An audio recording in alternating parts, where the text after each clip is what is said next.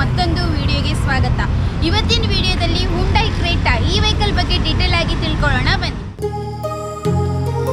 My heart rages around like an ocean in my head because there are so many things that I left unsaid.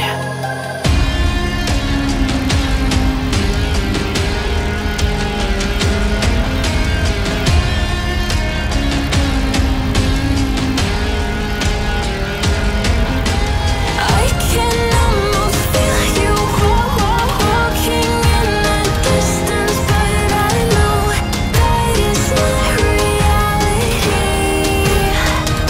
If you are echoing around inside these parallel dimensions all alone, now I'll find you in my dreams.